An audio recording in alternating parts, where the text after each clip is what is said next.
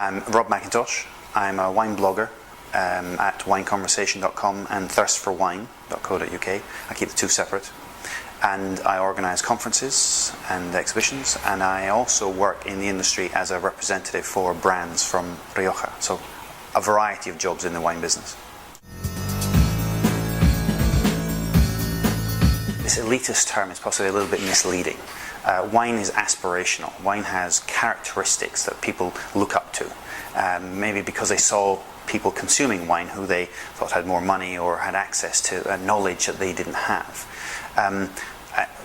There's a good part to that, which is that there's lots of stuff that you can learn and get out of wine, but it shouldn't stop people from wanting to explore.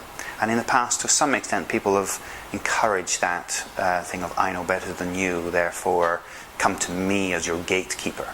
And the more bloggers that get involved, the more we realise that it's not about gatekeepers, but it is about getting advice and relevant information from people.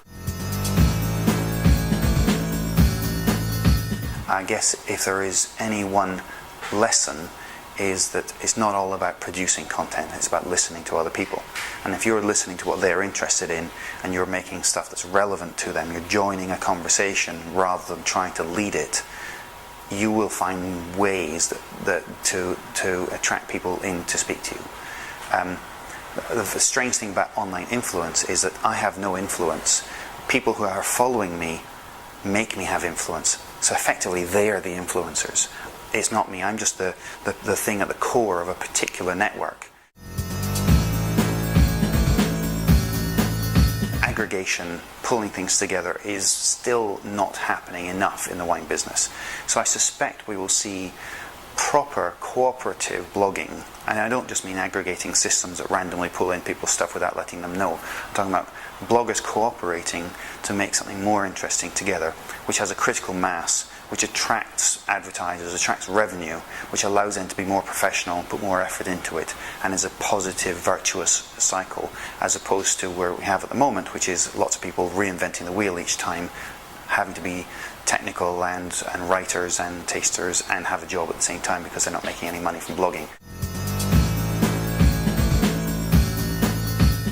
You know when someone's listening when you get an immediate reply. It used to be you could get a comment on your blog, but to be honest, nowadays bloggers were finding that, and it happened years ago, once Twitter really emerged, that most conversations switched to other media. So where you used to get 5, 10 or 15 comments from your closest friends, they would see the link on Twitter and then they replied on Twitter. They went to your blog to read it, but they went straight back to Twitter, because not only were they talking to you, but they were talking to all their friends at the same time.